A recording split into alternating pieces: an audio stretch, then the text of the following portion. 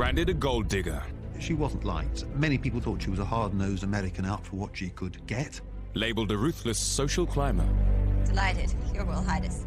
She made an effort always to acquire both money and status. Denounced as an adulterer who plunged the monarchy into crisis. I think she was the most hated woman in the British Isles.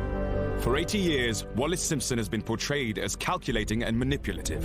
Don't worry about me, I know what I'm doing. Loathed the establishment. If she were what I call a respectable whore, somebody who the prince could occasionally see in secret, I wouldn't mind that. And detested by the royal family. She's unsuitable as a friend, disreputable as a mistress, and unthinkable as a wife!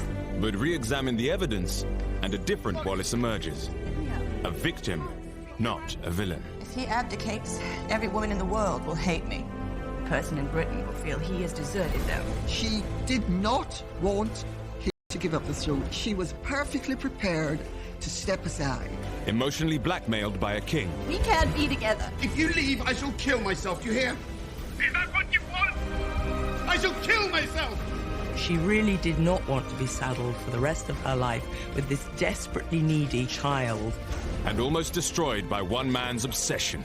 She thought this was a harmless infatuation which perhaps might end, and she'd got in too deep and couldn't get out.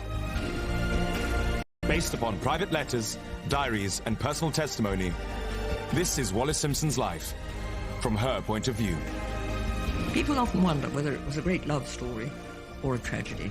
From her abusive first marriage in America to her second marriage to London, her chance meeting with Edward, Prince of Wales, and his infatuation that would tear her life apart. I definitely think of her as a woman trapped.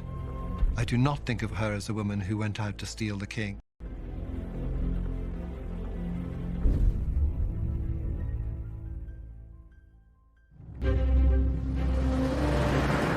December 1936. On the eve of Edward VIII's abdication, one woman pleaded with him not to give up the throne. That woman was Wallis Simpson. Please, don't do this. It's too late. The abdication papers have been drawn up. Wallis was accused of stealing the king from his country. But unknown to the public, she was desperate for a way out, even at the 11th hour. She didn't want to be the one blamed for this man falling in love with her and becoming obsessed by her. She wanted out, and he wouldn't allow her to leave. He refused, and he kept on refusing.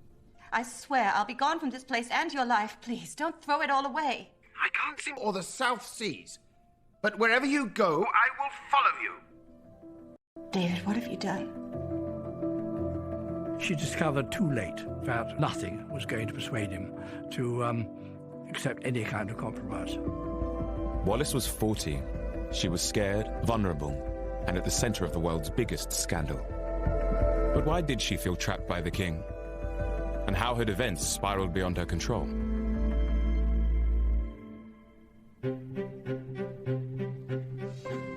Wallis grew up in the U.S. city of Baltimore, the only child of Teakle and Alice Warfield.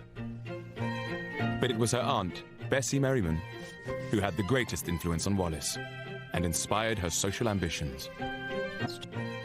You're about to become a Baltimore debutante, Wallis. You need to make your mark. Her Aunt Bessie always had great social skills, and all of the family had great social skills, including Wallis. I mean, she was brought up very much in traditional Southern mold, and it showed in her demeanor. What did your grandmother say? How will you ever grow up to be a lady unless you learn to keep your back straight? Ow. You need to suffer to get what you want. What do you mean? I mean, you must always have a plan. Aunt Bessie helped raise Wallis when her father, Teakle, was struck down with tuberculosis. Teakle had died young, so he hadn't been able to provide for her. So in those circumstances, Wallis's mother, Alice, had to beg the Warfield family for money. Alice was forced to live on handouts from her late husband's brother, Solomon Warfield. Known as Uncle Sol, he'd made a fortune in the railways. Uncle Sol was very rich, but he wasn't always as generous as he should be. And there's something Rather awful anyway about having to rely on an uncle who doesn't actually have to bring you up, and so you're kind of always a bit at his beck and call. Uncle Sol's money did help pay for Wallis to attend a good school. They prepared their girls to enter Baltimore society.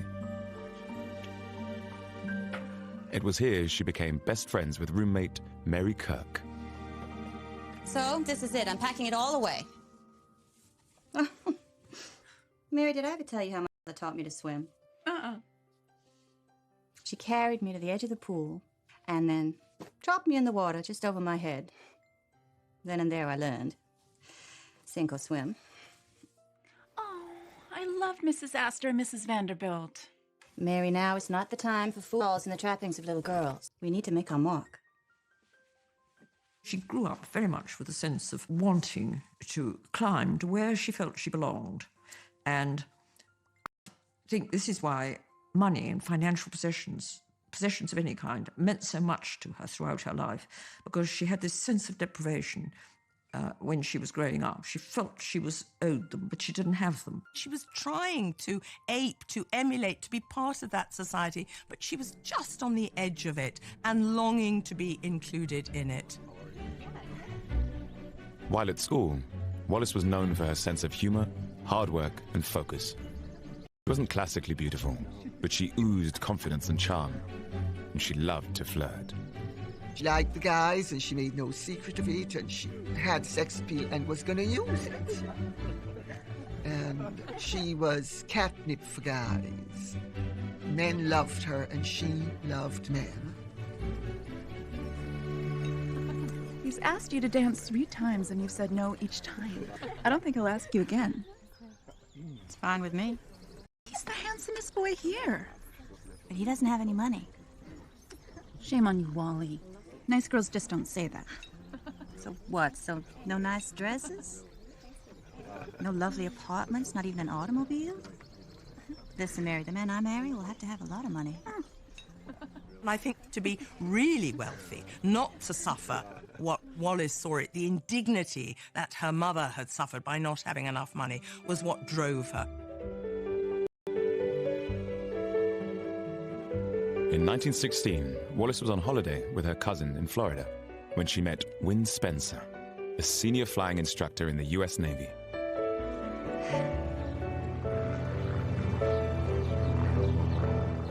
Win Spencer was dashing and charming and good-looking, and, like all bad boys, he had the aura of danger about him.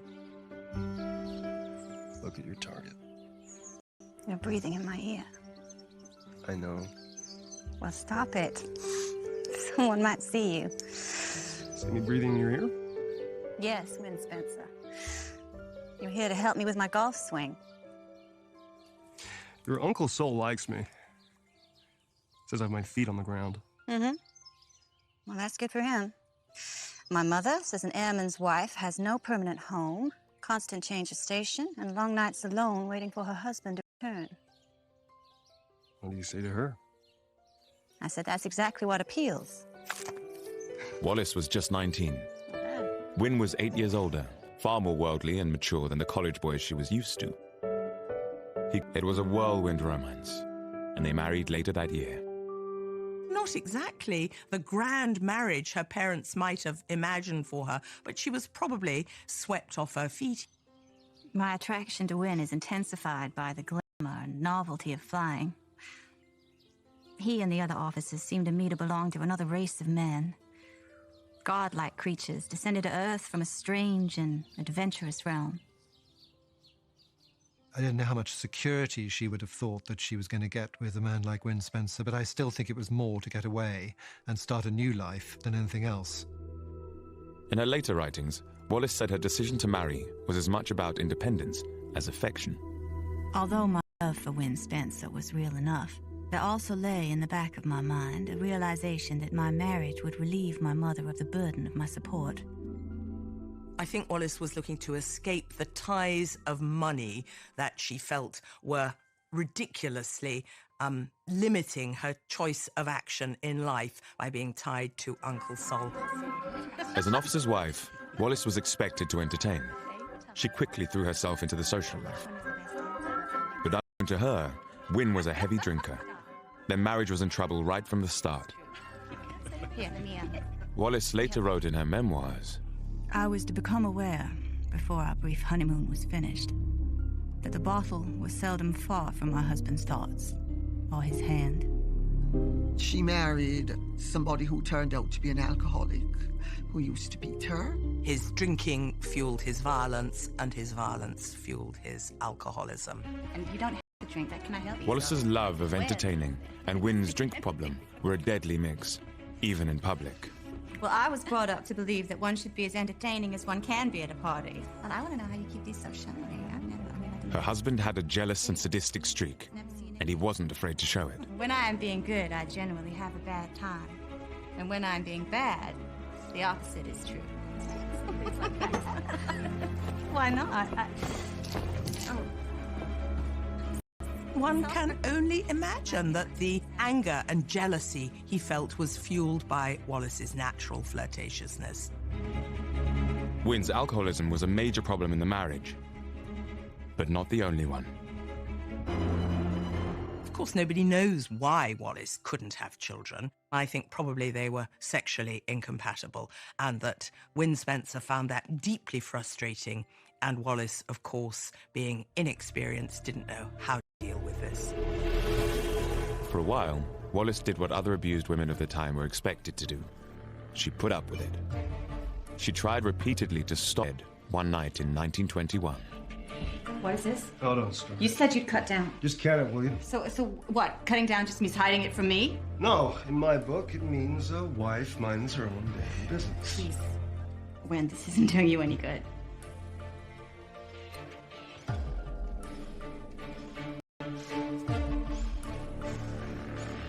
I'm not gonna be told what to do in my own goddamn house!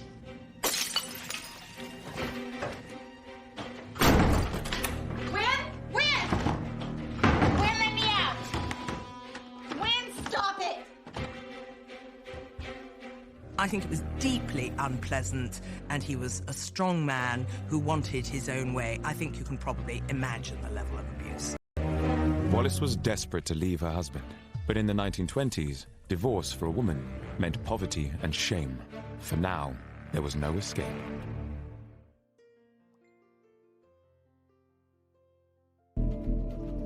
By 1921, Wallis had been trying for 5 years to make a success of her marriage to US Navy pilot Wynne Spencer. But he was an abusive and violent drunk. She later wrote of feeling trapped. I had been brought up with the ancient beliefs that marriage represented ultimate fulfillment for a woman. And the realization that my marriage with Wynne was a failure was more than I could admit to him or to myself. I had to go on trying.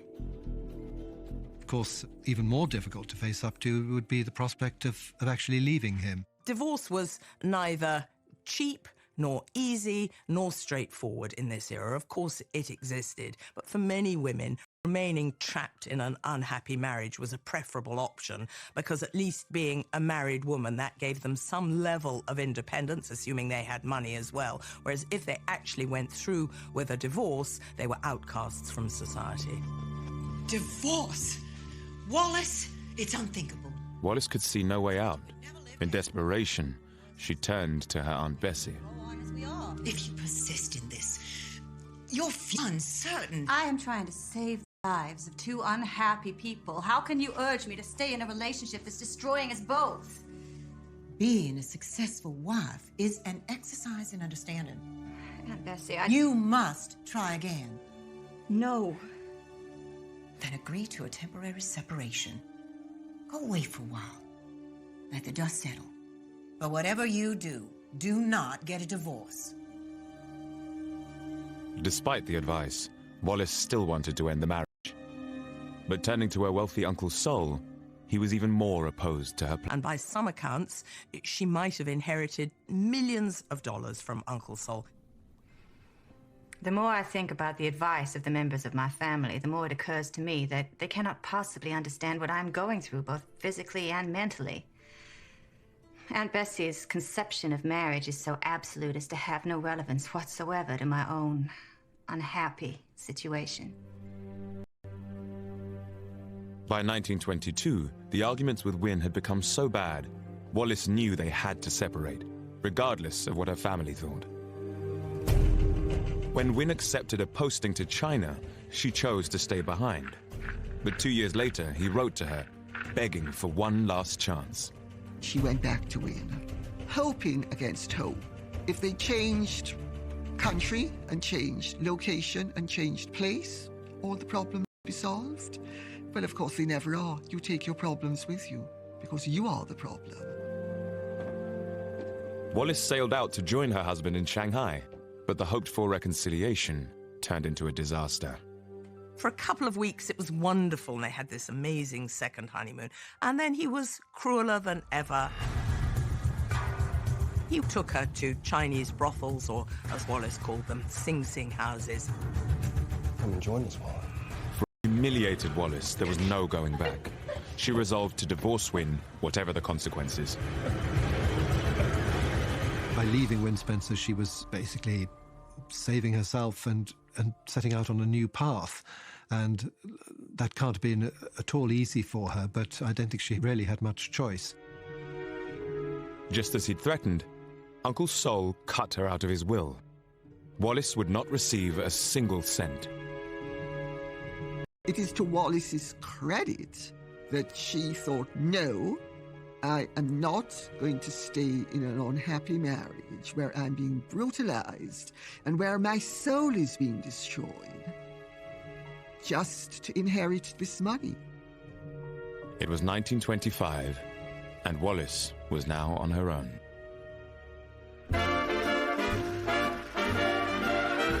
Returning to America, Wallis would have to wait another 2 years to be legally eligible for the divorce. During that time, she met up with her old school friend, Mary Kirk, now married and living in New York. Mary would change the course of Wallis's life. This is Wallis, one of my oldest... Oh, not the O word, Mary, please. I meant dearest. Friends from school. She's just returned to us from China. And this, Wallis, is Ernest Simpson. Delighted to meet you. Your English, oh, I love your accent. From my father. They're born right here in New York. I don't think my grandmother ever invited a Yankee into her house. Mind you, she also said, never allow a man to kiss your hand or he'll never marry you. Thanks for the warning. I'll try to bear that in mind. Ernest Simpson worked for his father as a shipping broker. He was a naturalized Briton who'd served in the Coldstream Guards. When he met Wallis, he'd just separated from his wife after 4 years of marriage. I think Ernest was completely blown away by Wallis's charisma.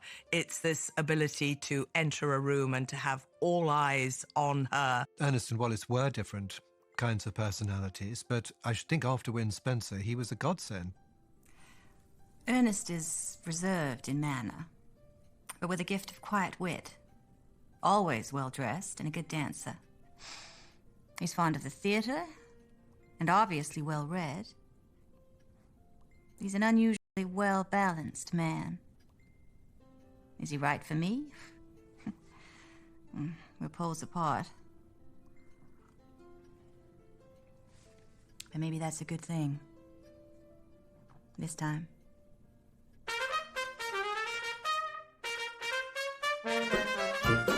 Wallis and Ernest's friendship became a love affair. Although she was wary of becoming emotionally involved, he was impatient.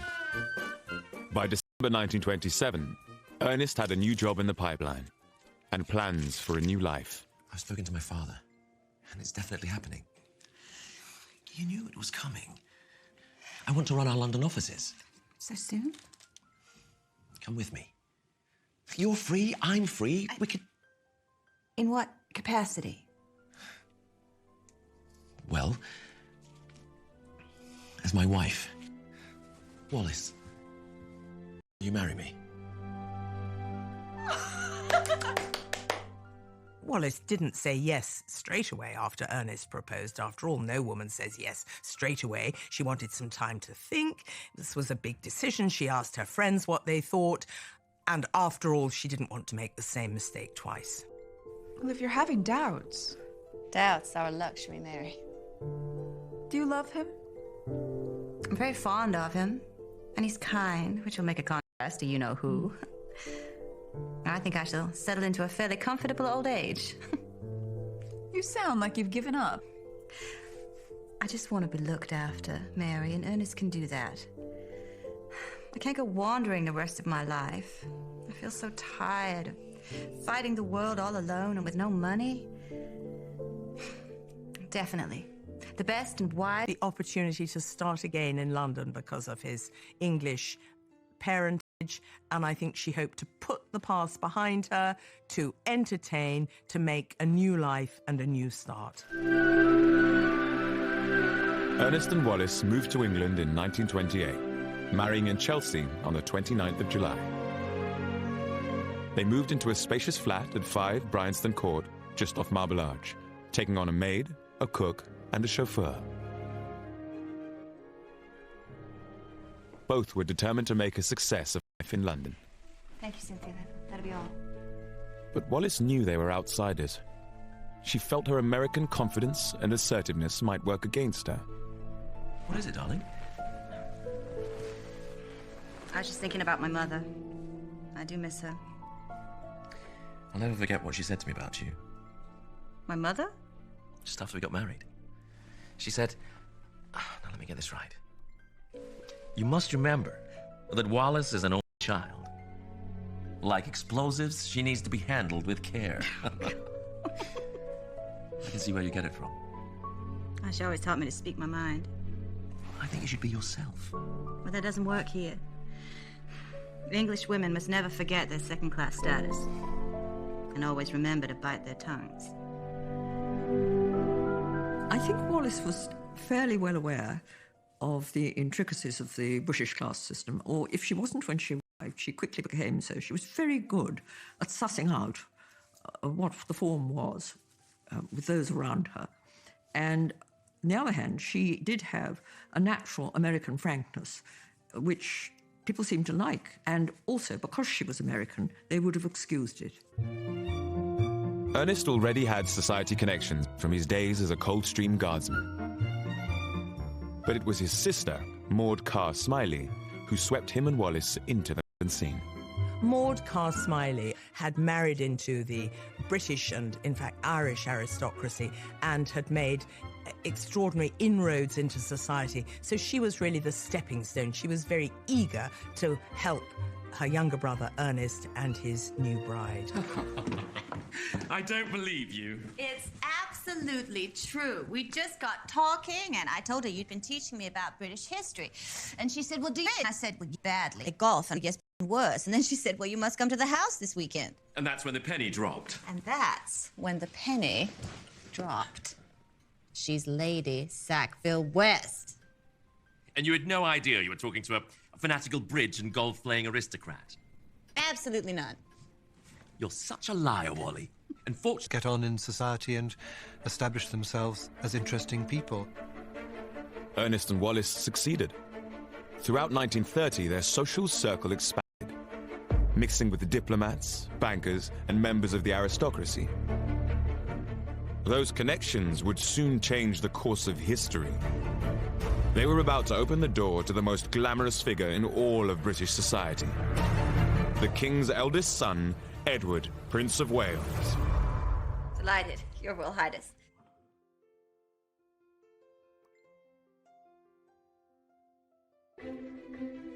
1913. Wallis and Ernest Simpson had been living in England for more than 2 years, mixing with a set of high society friends. In December that year, they met Lady Thelma Furness. Although married to a Viscount, she was also the current mistress, or favourite, of George V's eldest son, Edward, the Playboy Prince of Wales.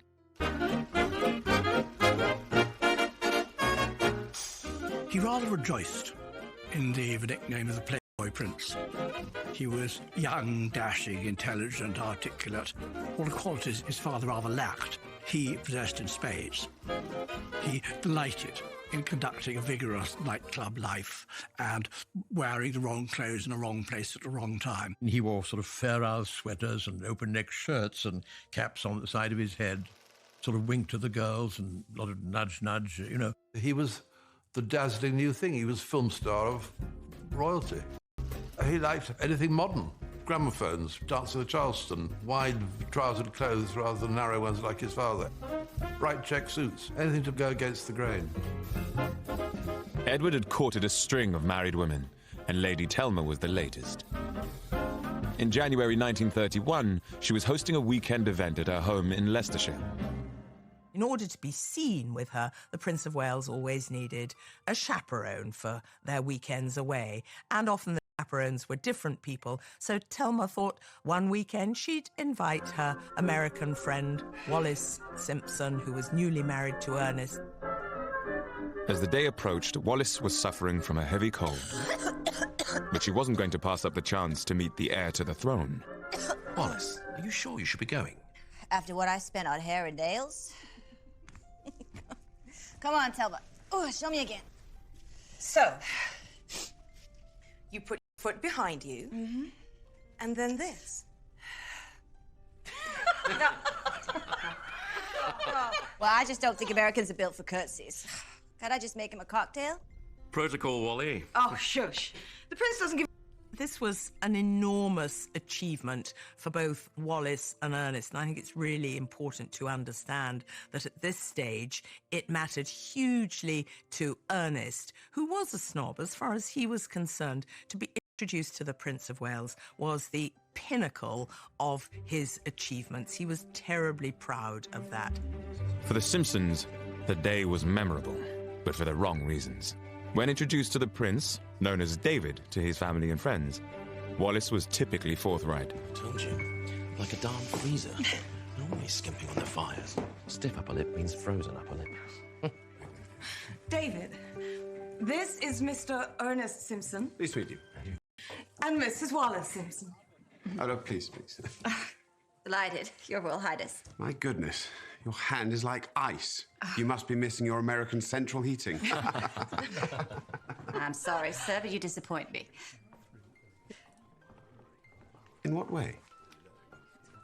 Well, every American woman who comes to your country gets asked the same question. I'd hoped for something a little more original from the Prince of Wales. We're not so cosseted over here. We rather enjoy a bracing blast. Now, I do hope you enjoy your weekend. Why did I say that? He famously addresses this remark about things to do with central heating and all that sort of thing, and she was quite provocative with him. Wallis feared she'd overstepped the mark. You can imagine what a treat it was to meet the prince in such an informal way. I hope I didn't upset his sensibilities. In my experience, it is important for an American woman of my generation to be a bit different. Or in any case, interesting. Oh well. I doubt we shall see or hear of them again. But the Simpsons did get to see Edward again.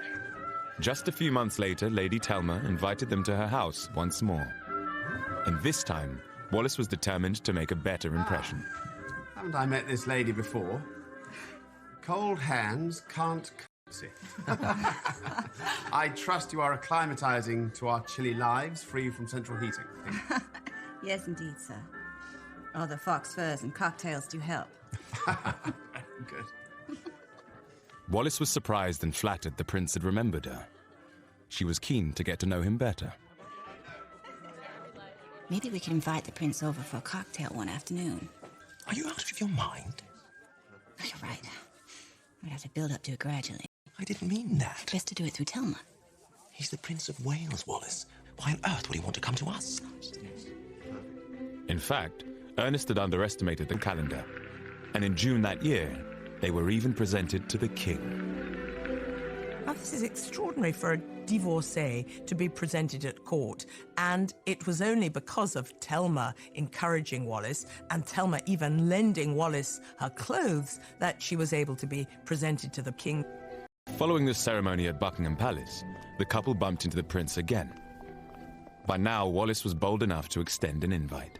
Mrs. Simpson, what a delightful gown. But, Your Highness, I understand that you thought the lights made us all look ghastly. I had no idea my voice travelled so far. Please, allow me to make it up to you. Could I offer you a lift home? Well, thank you, that would be perfect. Would you like to come up for a drink before continuing on? I'm afraid I have an early start in the morning. But I would very much like to see your flat one day. I'm told it's charming, Might give me some ideas to brighten up the fort. If you'd be so kind as to invite me another time. Of course. Please. But 6 months later, it was Edward who would extend the invitation. In January 1932, he asked them to a weekend gathering at his own home, Fort Belvedere in Windsor Great Park. The atmosphere at the fort was one of resolute frivolity. Everyone was there to have a good time. Well, here we are, darling.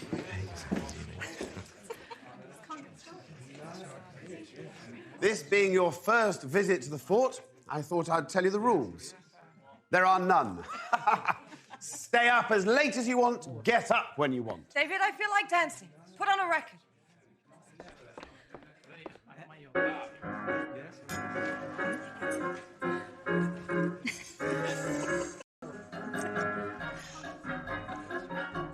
Wallis represented something very fresh. She wasn't deferential. She was witty, she was charming, she was sparkling. She was great fun to be around. It had taken 12 months since they first met, but the Simpsons were now part of Edward's inner circle. We need some expert help here. Darling, you are urgently required at the jigsaw puzzle table. Aha! There's something I've been meaning to ask you. Yes? Mrs. Simpson, could I interest you in a game of red dog? It sounds like a cocktail. And what would a red dog cocktail taste like? I'm sure I don't know, Your Royal Highness. Wallis and Ernest had got their wish. They were now at the pinnacle of London society. They must have felt like the cat had got the cream. I mean, they were right in the centre of the most interesting part. Me, and do not curse this poor attempt at thanks in verse. Our weekend at Fort Belvedere has left us both with memories dear of what, in every sense, must be princely hospitality. Very good. Very good. Bravo.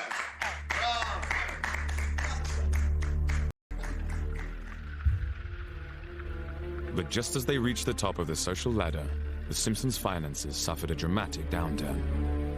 The Great Depression of the 1930s was tightening its grip, and Ernest was feeling the squeeze. No, the shipping industry certainly suffered, and Ernest was constantly short of money, to the point where actually they thought they couldn't afford to keep on the flat at Bryanston Court. Ernest took out personal loans from his company, but reserves soon ran dry. He tried to rein back the couple's spending, but that led to tensions between them. The real problem that Wallis faced was not whether or not she could fit into this group and make her mark within it, which she certainly did. The real problem was finding the money to pay for it, to reciprocate. And, of course, that was something that, on Ernest's income, they couldn't begin to do. Why did you do that? Because having a chauffeur is simply one luxury too far. I've given him his notice, and that's that. Think how it will look to everybody. Thought you didn't give a damn about convention. We don't want to change our way of living now that we're all installed and meeting you people? Well, yes, but What? we're going to have to cut back on the soirees. For God's sake, Wallis, join the real world. You know what's going on out there. We're not the landed gentry like your new pals. You may not have noticed that I am out all hours working. People's businesses are collapsing left, right, and center. It's affecting everybody. Yes, and us too. Despite the rows over money, the couple kept up their efforts to remain part of London society. They continued to throw raucous parties at their flat.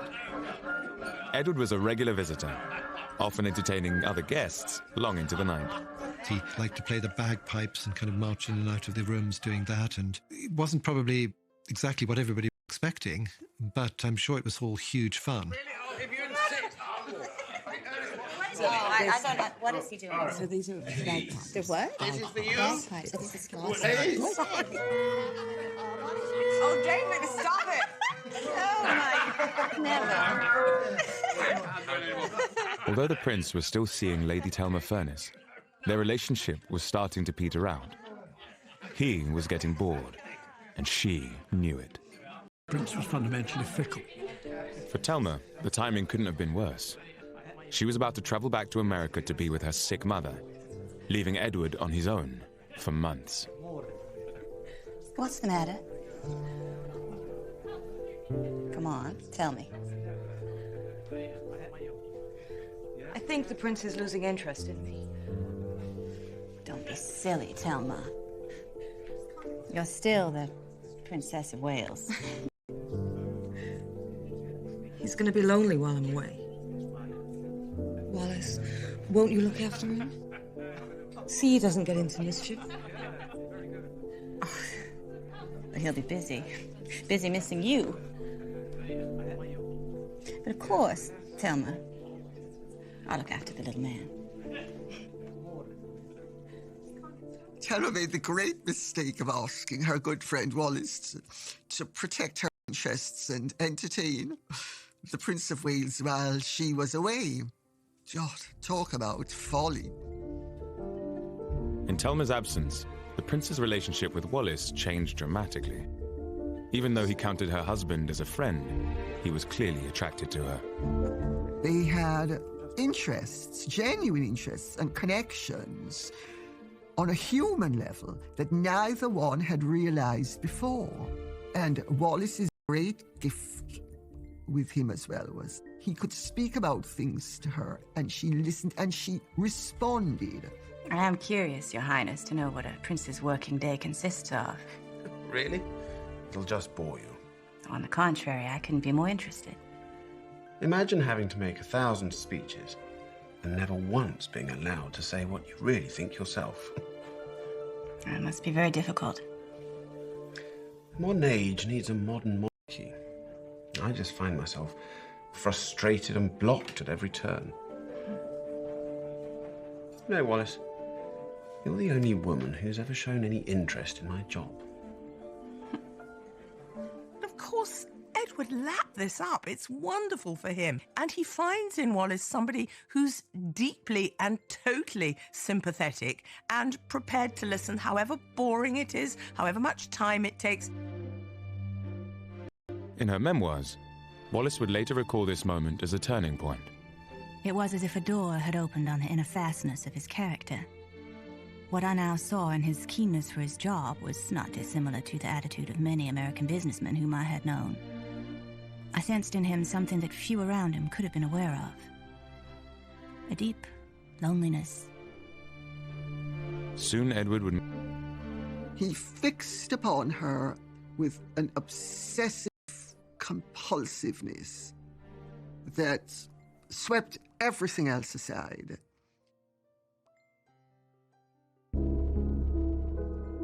In 1934, Prince Edward's mistress, Lady Thelma Furness, went on a trip to America. He immediately switched his attentions to her friend, Wallis Simpson. Over the next few weeks, Edward attended a series of dinners and parties at the apartment Wallis shared with her husband, Ernest.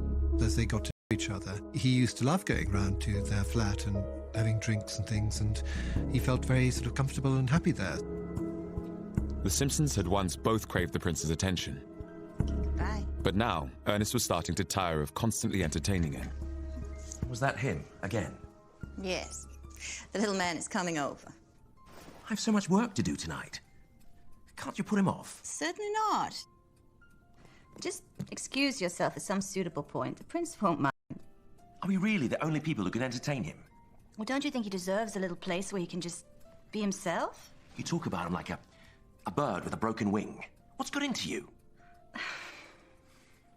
It's a very difficult thing if the Prince of Wales's eye falls upon your wife. What do? Do you prevent her from being his friend in any sense at all? She would have been much more difficult to take up with if she had not had a complacent husband. And so in a way, Ernest Simpson was a necessary part of the picture. Due to heavy work commitments, Ernest would often leave Wallis to entertain Edward by herself. There was gossip, but she insisted they were merely friends. I am not in the habit of taking my girlfriend's beau. The prince and I are together a lot, and of course people are going to say things. I think I do amuse him. I'm the comedy relief, and we like to dance together. But I always have Ernest around, so all is safe. But Edward saw it differently. Lady Thelma had been away for 2 months. As soon as she returned, he made it clear their relationship was over. I'm sure she intended to resume her position as before, but by then, of course, Mrs. Simpson had become much closer to the Prince of Wales, and unfortunately, such was his way that once somebody disinterested him, he just iced them out. He was not kind to her. He didn't let her down gently. He suddenly tells his telephone operators no more phone calls are to come through. She's just immediately removed from the scene. In Thelma's place, Wallis had become the new object of the prince's affections. Edward now started to invite. There were also lavish days at the races. But at Buckingham Palace, his relationship with Wallis was causing the King and Queen concern. They thought she was a vulgarian, a commoner, an American. Hard to say which of those was worse. And, of course, were horrified by the fact that she'd been divorced, because if you were divorced in those days, you would not have got asked to the palace. Make sure Mr. and Mrs. Simpson are not invited to any Silver Jubilee function. And I don't want to see them in the royal enclosure at Ascot. The king thought Wallis had an extraordinary hold on his son and heir. Not surprisingly, he was suspicious of her.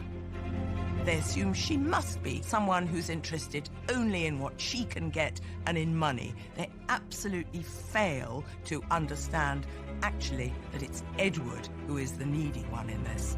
They made it perfectly clear that they didn't want to have anything to do with her. She follows no protocol except the protocol of a gold digger fresh from the colonies. She's unsuitable as a friend, disreputable as a mistress, and unthinkable as a wife!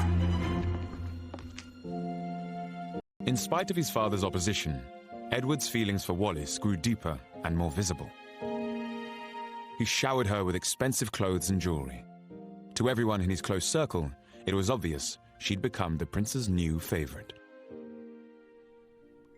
I can find no good reason why this most glamorous of men should be seriously attracted to me. I'm certainly no beauty, and he has his pick of all the beautiful women of the world. Maybe on to my American independence of spirit. Who knows? What a bump I'll get when some young beauty appears and plucks the prince from me. Anyway, I am prepared. I don't think that Mrs. Simpson ever really thought that whatever actually happened. She thought when she'd be dumped, because that's what happens to royal mistresses. But there was no breakup. In summer 1934, Edward invited Wallis on a holiday cruise aboard the Rosaura yacht. With Ernest away on business, she was joined by her now 70-year-old Aunt Bessie. Arriving home, Bessie gave Wallis a... Prince is rather with you, isn't he? What makes you say that? I see the way he looks at you. Well, I'd like to think he is fond of me. If you let yourself enjoy this kind of life, it's gonna make you restless, unhappy with everything else. You don't know what you're talking about. I'm having a marvelous time. Don't worry about me. I know what I'm doing. It's your own way. But wiser people than you have been carried away with such opportunities. I see no happy outcome. Whatever her denials at the time, Wallis had moved into uncharted waters. In her memoirs, she recalled, Perhaps it was during those evenings off the coast that we crossed the line that marks the indefinable boundary between friendship and love. But in the months following the cruise, the prince's relentless pursuit of Wallis began taking its toll on Ernest. He was a husband staring an affair in the face. It's not an easy thing to have these sort of triangular relationships. No, it's all very complicated, and, the Prince of Wales was rather used to getting his own way. Isn't it wonderful? David's invited us to go skiing. Skiing? I've got business in New York. But it's all arranged. I can't very well back out now. So that's it. You've made up your mind to go alone. Can't you see what an opportunity this is? I feel like I'm Wallis in Wonderland. More like Never Never Land with Peter Pan. I thought we might have gone to New York together. I see now I was wrong. It's not particularly nice being London's most celebrated cuckold, which is what he was. But he just had to take it. I mean, he certainly never bleated to anybody about being cuckolded. I mean, you don't think in terms of being a cuckold. You know, it's the mark of a cad, not a gentleman, to speak about being cuckolded.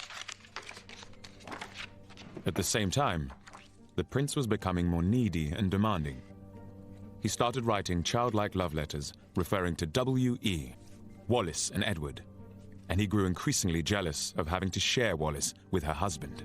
Oh, a boy does miss and want a girl here so terribly tonight. I do hate and loathe the present situation, and I'm just going mad at the mere thought, let alone knowing that you are alone there with Ernest. God bless W.E. forever, my Wallis. You know your David will love you and look after you. He fixed upon her with an obsessive compulsiveness that swept everything else aside. Wallis was protective of Ernest. She felt the prince was coming on far too strong. David, dear, I was and am still most terribly upset. One can't go through life stepping on other people. You only think of what you want and take it without the slightest thought of others. She argues with him. She says, for goodness sake, understand, this I'm married to. By the end of 1935, Wallis's attempts to keep both men happy had grown more difficult. But it was at the start of the new year that matters would come to a head. On January 16th, George V fell seriously ill. Edward Travell died. His Majesty the King passed peacefully away at a few minutes before 12. He whom we loved as king. Wallis? It's all over. David, I'm so very sorry. I can't tell you what my own plans are. Everything here is so very upset. But I shall fly to London in the morning and will telephone you when I can. Godspeed, David.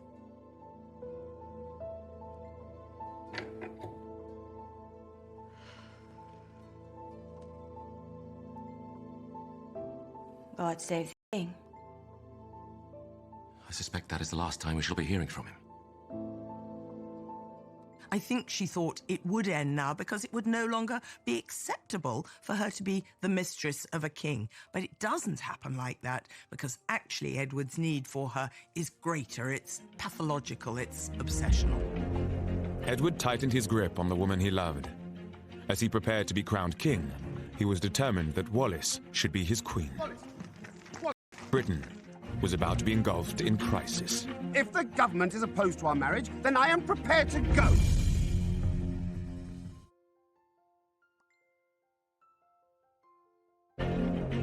By January 1936, Ed, Prince of Wales, had become besotted with Wallis Simpson. He bombarded her with gifts and obsessive love letters, even though she was still married to her husband, Ernest. When his father, George V, died, the prince inherited the throne. According to ancient tradition, the news of the accession was read out in public. God save the king! Edward had invited Ernest and Wallis to watch the ceremony with him from St. James's Palace. As Ernest stood in the background, Wallis had a front row seat. Do you have a good view? Costumes are so fancy. Like a pack of cards. All this, your life is going to be very different now.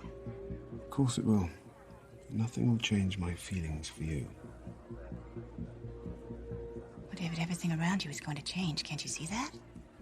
The scrutiny, the expectations. Nothing will ever be the same. Edward and Wallis had been in a relationship for at least a year, but the British public knew nothing of it. Edward's friend, Press Baron Lord Beaverbrook, had persuaded Fleet Street to suppress the story. But for the select few who were in the know, Edward had made a terrible misjudgment by being seen with Wallis. They included Tory MP Duff Cooper. And here is the extract from my father's diary about the proclamation. This is just the kind of thing that I hope so much he won't do. It causes so much criticism and does so much harm. Already people are beginning to talk about her and to criticize him. If she had been a single American girl, they would have viewed it quite differently. But it was the fact that she'd already been divorced and she was married to somebody else. Now as king, Edward's need for Wallis grew stronger than ever. I have had to be at the new king's beck and call, being the only person he really has to talk things over with, and I am implored on all sides not to leave him, as he is so dependent on me, and I'm considered to be a good influence. But it is quite seductive to her when people start telling her that she's actually quite a good thing, that Edward is now a reformed character, that he's disciplined, that he's turning up for meetings on time. And she thinks, well, maybe I could have a role to play. But Wallis was leading a double life. Amidst the excitement of being so close to the new king, she still had a husband. She was becoming increasingly torn. David is lonely and needs companionship and affection. Otherwise, he goes wrong. Ernest has, of course, been marvelous about it all. He has the makeup of a saint and far too good for the likes of me. But by March 1936, Ernest couldn't bear sharing his wife any longer. While Wallis was away in Paris, he went to confront the king, accompanied by his friend, the Reuters news chief, Sir Bernard Rickerston-Had. Edward's response stunned them both. Does she know you're here? Of course not. Far more expedient to decide this between us. It seems quite clear to me. Choose between the two of us. Sit down, Bernard. I want you to hear this as well.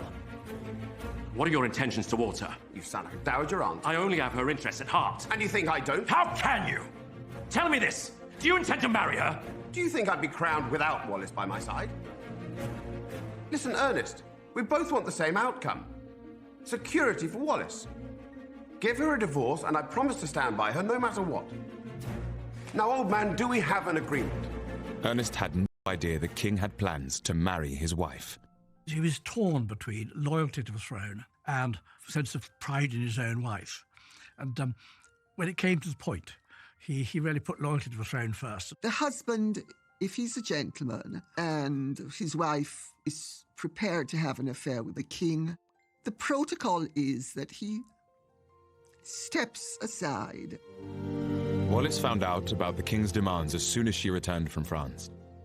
Ernest, and she didn't want to marry David. She wanted to keep the status quo. She wanted to be Mrs. Ernest Simpson, mistress of the Prince of Wales, then of the king. But the king had made his decision, and Ernest felt powerless to fight it. Wallis, too, could find no way of changing Edward's mind. Over the coming weeks, she began to accept that divorce was inevitable. I have been under a most awful strain with Ernest and His Majesty for the past year and a half. It is not easy to please, amuse, and placate two men, and to fit into two such separate lives, which is what I've been trying to do. Ernest will find his feet. He is a strong and noble character and a wonderful friend to me, and I feel he should have the chance to find happiness again. Ernest moved out of the couple's London flat in the spring of 1936. But in recently unearthed private letters sent at this time, their continuing deep feelings for each other are evident. My dearest Wallis, I think something in me quietly died when I closed the door of the flat for the last time this evening. I have no tears left to shed. I know that somewhere in your heart there is a small flame burning for me. Guard it carefully, my darling, and don't let it go out. If only in memory of the sacred, lovely things that have been. Someday I pray God will fan it into a blaze again. And bring you back to me. Too late. Ernest and Wallis recognise what they've lost and what they've thrown away. In Wallis's desire to reach for the stars, she's burnt herself. She's reached for too much. And I think she realises that too late, that she's spoiled the relationship she had. With Ernest gone, Wallis felt she had to move on. She started spending more time at Fort Belvedere, the king's private residence in Windsor Park. Over the coming months, their love affair now blossomed, but was still kept secret. Edward wouldn't be satisfied until they were man and wife, and their relationship made public. It's hard to be done. Sooner or later, my Prime Minister must meet my future wife. Oh, David. This idea. They can't stop me from marrying you, Wallis. Oh, stop it. I've said it time and time again. I know for them the idea is impossible. Rest assured, my darling, I will manage it. Persuade the establishment. And he was doing little to help his case. There are certain rules as to how monarchs are supposed to behave, and Edward VIII did not obey those rules. Official government papers sent to the king would often return with ring marks over the pages, where cocktail glasses had been set down on them. And both Edward and Wallis often spoke freely about private government business, causing damage and gossip. The king often asks me to read him government papers from the dispatch box. It helps him unravel what's going on. She's right, you know. It is all so dreadfully complicated. But I've said to him, he's the one who has to master the points in them, not me. It's all right, my darling. I'll soon have it all down, tickety-boom. I know you're a sweetheart. The careless table talk soon reached the ear of the Prime Minister, Stanley Baldwin. The relationship between the government and the palace was particularly important at this time because it was a time when the general population upheld the royal family as guardians of British virtue and decency and duty. And these were things which Edward was not embodying. And there was a fear that his antics could start to undermine the credibility of the royal family. And with it, the backbone of British life, society, and government. Baldwin's own fears were so great he took an unprecedented step. He ordered Edward and Wallis to be spied on. I'm concerned about the King's relations with Mrs. Simpson. If it becomes generally known, the country won't stand for it. Please. If she were what I call a respectable whore, you know, somebody who the Prince could occasionally see in secret, I wouldn't mind that. But this is... And you know, talking to him is like talking to a 10-year-old boy. He doesn't seem to grasp the issues at stake. He seems almost bewitched. I have never in my life met anyone so completely lacking in any sense of the beyond. He asked Special Branch to start following her, to checking up on people with whom she's met, she's spoken with. The investigation revealed some disturbing findings about Wallis's social circle. Some of Wallis's friends were known to be at least sympathetic to the far right in Britain and even in Germany. For Baldwin, this was enough. He began restricting the amount of sensitive information that went before the eyes of the king. But by then, Edward and Wallis were also under surveillance by the media. Their affair was about to be exposed to the world, and Wallis's life would be torn apart. I am plastered all over the papers, accused of the most awful things. Can't you see? We can't be together.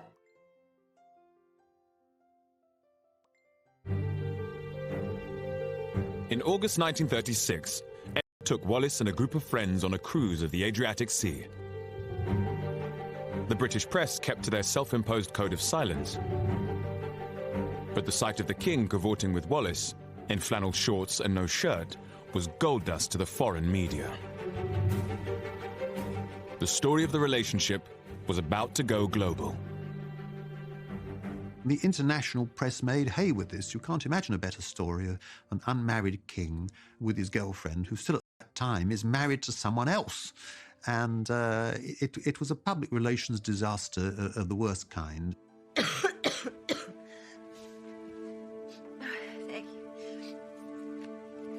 Following the cruise, Wallis was laid up in bed with a heavy cold. She only learned of the newspaper reports from a set of clippings sent by her Aunt Bessie. The American press had whipped up a royal scandal and blamed it all on her. She hadn't really faced up to the appalling social consequences that would ensue from her relationship with the king. And I think when it did happen, her first reaction was, oh my God, what do we do about it? And I think quite genuinely, let's call it a day. This is all too damaging, too difficult. Let's go on any further. Panicked by the coverage, Wallis pleaded with Edward to end the affair. Have you seen what they're saying about me? It's awful for words. Some cheap dinner table conversation. David, we can't go on. I just want it to end. Don't be silly, darling. I am plastered all over the papers, accused of the most awful things. I can't do this. I'm going back to Ernest. Have you lost your mind? It was better with him. Safer. What are you talking about? I shan't stand for it. I need you here by my side. David, can't you see? We can't be together. You and I can only create disaster together. I shall never give you up. Never! Darling, please. Be realistic. You know I sleep with a gun under my pillow. Oh, David, stop it. If you leave, I shall kill myself, you hear? Is that what you want? I shall kill myself! I think if we're looking at how Wallis felt at this point, she was almost distraught at how it had played out. She really did not want to be saddled for the rest of her life with this desperately needy child. She thought this was a harmless infatuation, which perhaps might end, but would be very nice while it lasted. And she'd got in too deep and couldn't get out. Events were now moving quickly. Shortly after away from the king and depressed about the continuing hostile gossip, she once again begged him to reconsider their future. David, dear, this is really more than you or I bargained for. Do you still want me to go ahead, as I feel it will hurt your popularity in the country? Isn't it best for me to steal quietly away? I can't help but feel you will have trouble in the House of Commons and may be forced to go. I can't put you in that position. I feel like an animal in a trap.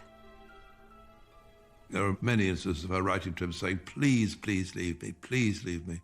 It's not really good for you, it's not really good for me. I'll be hated forever if and it's just not going to work. And he just wouldn't leave her. The day before her divorce, Wallis felt she'd lost control of her life. She was in turmoil. I really can't concentrate on anything at the moment. I've had so much trouble and complications with everyone, and I feel small and licked by it all. I can't think what sort of a mess I'm leaving for. I feel sorry for myself. I feel sorry for the king, and I don't understand myself, which is the cause of all the misery. She was being propelled and catapulted in a direction that she did not want to go into. On October the 27th, Wallis was granted her decree nisi. Although it would take another 6 months for the divorce to be finalized, Edward's plans to marry her gathered pace. But now their relationship came under even closer government scrutiny. The wife of the king becomes the queen, and therefore the person whom the king marries has to be acceptable to the people. Now, who determines whether the king's wife is acceptable to the people? The answer is the elected government, and that was represented by the Prime Minister Stanley Baldwin. And Baldwin took the view from the beginning that she would not be acceptable as queen. If the government didn't like who the king wished to marry, they always had the option of resigning en masse and forcing some sort of constitutional crisis.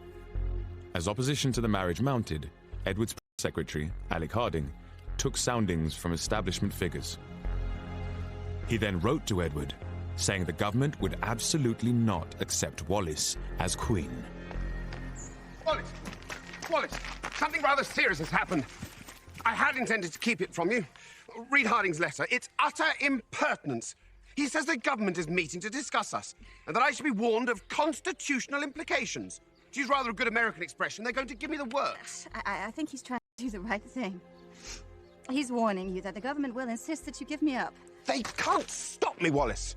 I will marry you. Fighting, then it will just mean tragedy for you and catastrophe for me. I am going to send for Mr. Baldwin to meet me at the palace tomorrow. If the government is opposed to our marriage, then I am prepared to go. Edward had realised that he was going to have to choose between Mrs. Simpson and country. And there was absolutely no flicker of doubt in his mind that his choice was going to be Mrs. Simpson. She wanted out, and he wouldn't allow her to leave. He wouldn't allow her. He refused, and he kept on refusing. Everything is going wrong and more wrong, and I'm very tired with it all. Knowing David as I do, I am doubtful that anyone, including me, can change his mind. But if I stay and my pleas fail, I will be accused of secretly urging him to give up the throne. She was sensible enough to see it was a very rocky road ahead. And I think she genuinely did not want to marry him. Having been warned of the looming constitutional crisis, Edward summoned Prime Minister Baldwin to Buckingham Palace. Neither man was prepared to give ground. The government would not object to you having a mistress, but we cannot countenance you marrying her. Now, I would suggest we go ahead with the coronation, and then perhaps you would have some time to reconsider. Prime Minister, I cannot entertain such a proposition. I would be crowned with a lie on my lips. Then I'm afraid I see only 3 ways of finding a resolution. You finish your relationship with Mrs. Simpson and remain king. You marry her against the advice of your government, which would then be forced to resign, or you step down from the throne. The king did not have many options. Baldwin said, you can either give up Wallis Simpson and stay king, or you can abdicate. I've made up my mind and I will not alter it. I will abdicate and marry Mrs. Simpson. Edward's decision was unprecedented. The British newspapers could no longer keep quiet. On the 3rd of December, 1936, the affair between the king and Mrs. Simpson finally made the headlines. And the press verdict on Wallis was damning. Have you seen this? Yes. It's not good, is it? Good. You've seen the letters I've received, some of them threatening all sorts. I feel like a hunted animal. I had no idea it would be anything like this. Darling, we just have to hold our nerve. You don't seem to understand. They're not just attacking you personally. David, it's still not too late to reconsider. I'm begging you. It's impossible. I can't change what's in my heart. This was the first time the British public had heard of Wallis Simpson, let alone that their king was intent on marrying this American divorcee. I think she was the most hated woman in the British Isles and seen as a wrecker, a destroyer, a thief. Wallis is a terrified woman. She gets poisoned pen letters, and every time she opens the door, she finds a posse of photographers, of paparazzi waiting for her, and she thinks whenever a flashbulb goes off that this is someone about to take a pot shot at her. Unable to cope with the open hostility, Wallis had to escape. I imagine it'll be some time before we're together again. You must wait for me, no matter how long it takes. I shall never give up. Never. Wallis fled Britain to stay with friends in France, hounded by the press all the way. I think she made a tactical error in leaving, because once she left, David could do exactly as he pleased, and did. Wallis's Aunt Bessie had been visiting her niece when the news of the affair broke. In spite of everything, sir, are you really determined to marry my niece? I am, Mrs. Merriman. Even if it means giving up the throne? I cannot, with a full heart, carry on my duties in this loneliness that surrounds me. Wallis will be blamed, perhaps even more than you. Her reasons for going away, I am sure, are to make it easier for you. How can separation make things easier? You can always marry someone else. But if you step down from the throne, you can never again be king. He made it perfectly clear that if the price he had to pay to have her was his throne, he would pay that price without any hesitation at all. Edward was keen to explain his predicament to his subjects, but protocol demanded he needed the permission of the Prime Minister. I want to appeal to my people. A radio broadcast, perhaps. Tell my side of the story. But such a broadcast would be impossible without the consent of the Cabinet. Every single utterance Your Royal Highness makes must be on the advice of ministers, who would then take full responsibility for every word, and that will not be forthcoming. Now holed up in the south of France, Wallis was in despair. The attention from the press didn't let up, and the poisoned pen letters kept coming. The letters I receive are so cruel. I said to David, it is too heavy a burden for me to carry. The British people are absolutely right in not wanting a divorced woman for a queen. If he abdicates, every woman in the world will hate me. And every person in Britain will feel he has deserted them. She didn't want to be the one blamed for this man falling in love with her and becoming obsessed by her. Wallis made a final desperate phone call to the king, but once again, he refused to let her go. Listen to me, David, please. Don't do this. It's too late. The abdication papers have been drawn up. Cabinet met twice today, and I've given them my final word.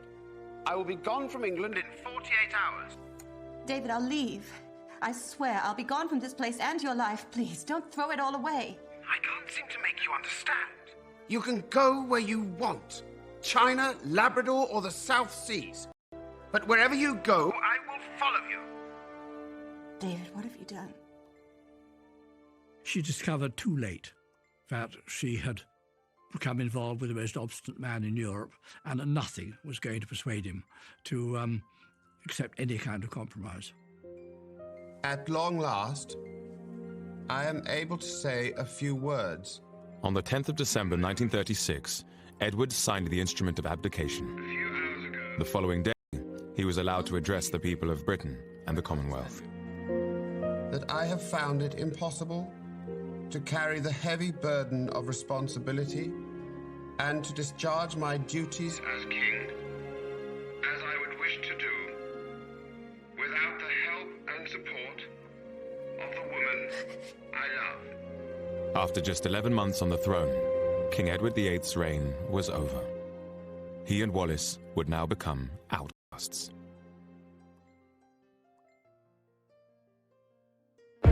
With the UK gripped by a constitutional crisis, Wallis Simpson had begged her lover, King Edward VIII, to leave her and remain on the throne. But he insisted he couldn't remain monarch without her by his side. Following his abdication, Edward was made Duke of Windsor by his brother, the new king, George VI. He left England and stayed with friends in Austria, separated from Wallis until her final divorce papers came through. Wallis remained in France, hiding from the press, ground down by the events of the previous months. I have fallen back, exhausted by the struggle to prevent this great tragedy. I feel so small in failing to make him stay where he belonged. And now the world is turned against me because I fought a losing battle. She didn't want to be... Recently discovered letters revealed that Wallis was an emotional wreck. Even as she contemplated her future with Edward, she wrote to her ex-husband Ernest, still showing such strong feelings. Dearest Ernest, I wake up in the night and think I must be lying on that strange chaise longue and hear your footsteps coming down the passage of the flat. And there you are, Evening Standard under your arm. I can't believe such a thing could have happened to two people who got along so well. Make your life again with Kay. You are so good and sweet.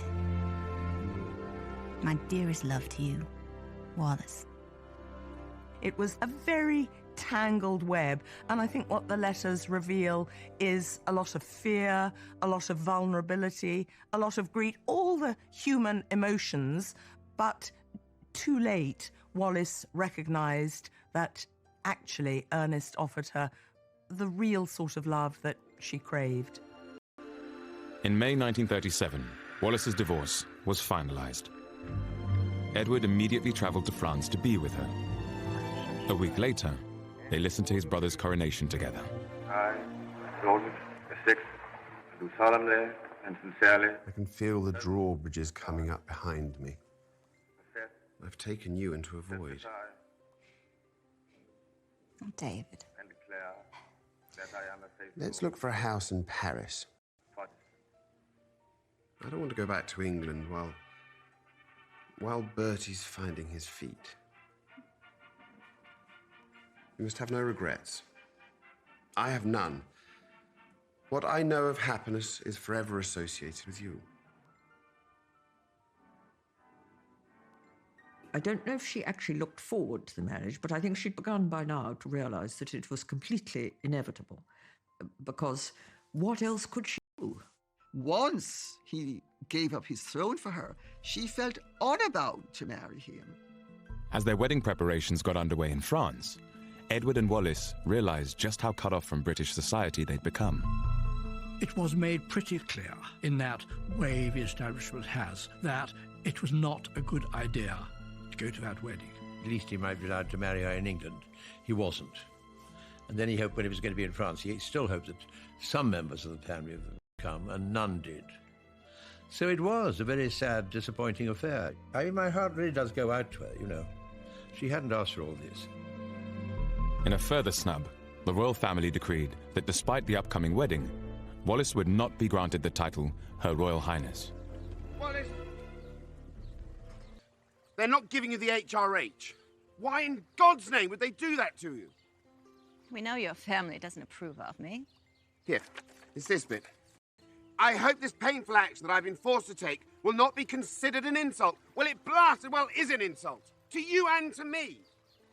The worry on the part of the royal family in Britain was that after all she'd had a pretty rackety past. Suppose this marriage didn't last and she was starting to flaunt Her Royal Highness title around American nightclubs with all sorts of unsavoury people. I think he was shocked and horrified to find the extent to which he was ostracised, in which was made very clear to him he would not be welcomed back. On June the 3rd, 1937, the full extent of the establishment's ruthlessness became clear. Only 7 guests came to the wedding of a man who had been the King of Great Britain and ruler over a quarter of the world. He found a dodgy clergyman who was prepared to come out and perform the wedding, and there were just a handful of friends, and it must all have been extremely depressing. If they ever needed any evidence as to how things were going to be in the future, they certainly got it that day. There is a sense in which an empty chasm yawns. What on earth can they do with their lives from now on? At the outbreak of World War II, Edward was made governor of the Bahamas.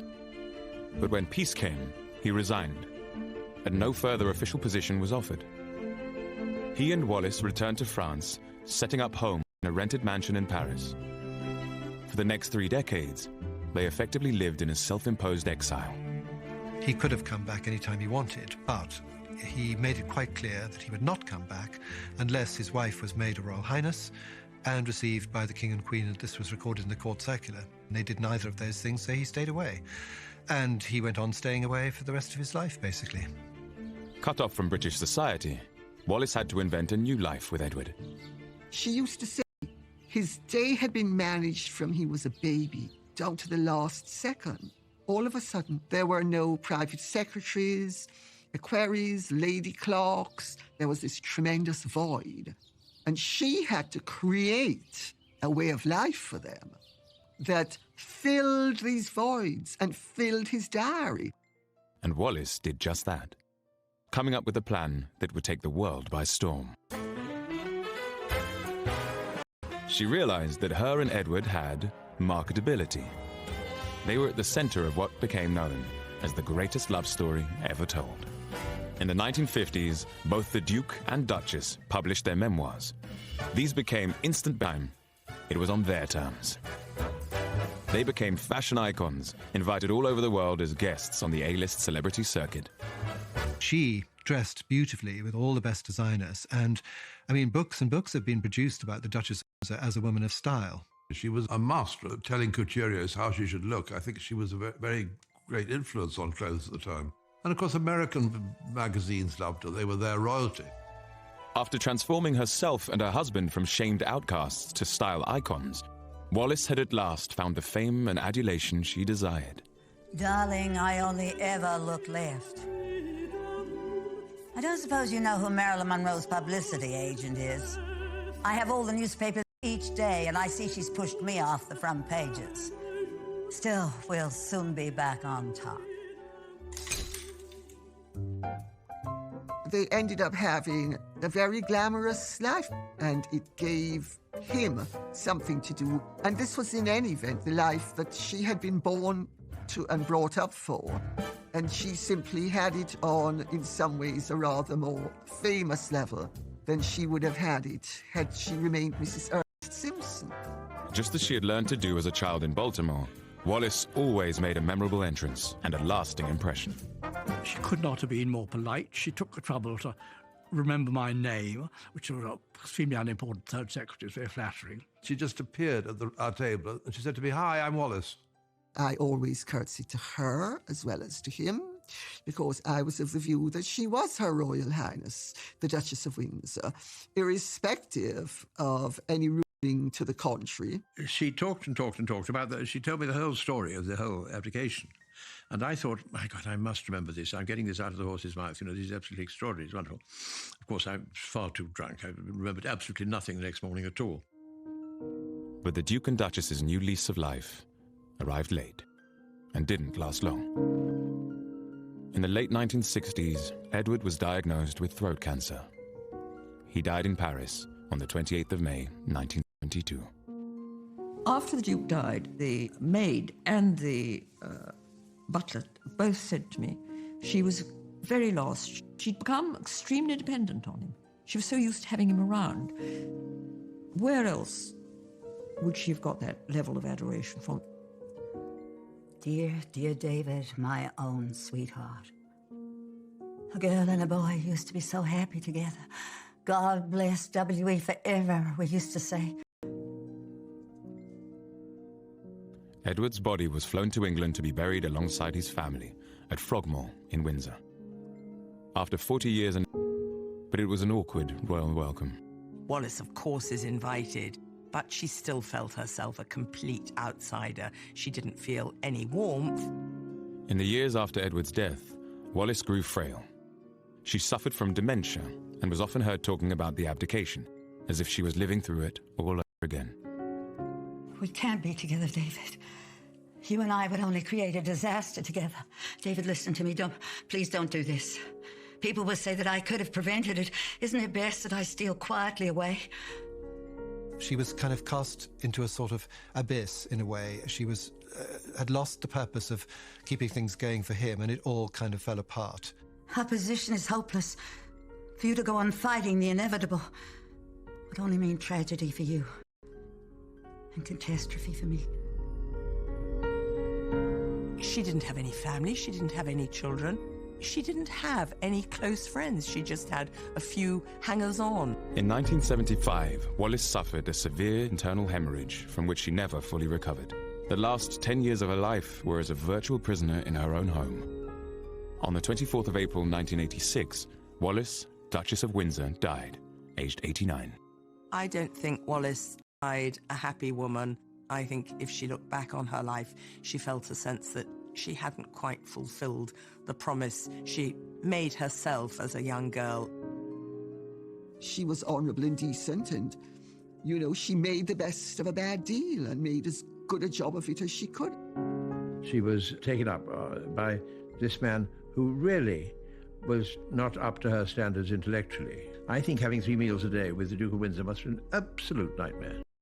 I suppose ultimately I do think it's sad that she didn't aspire to achieving something on her own terms, ultimately always playing second place to a man. He was the open sesame to a new and glittering world that excited me as nothing in my life had ever done before. I sought no place in history, but would now be assured of one. An appalling one, carved out by blind prejudice.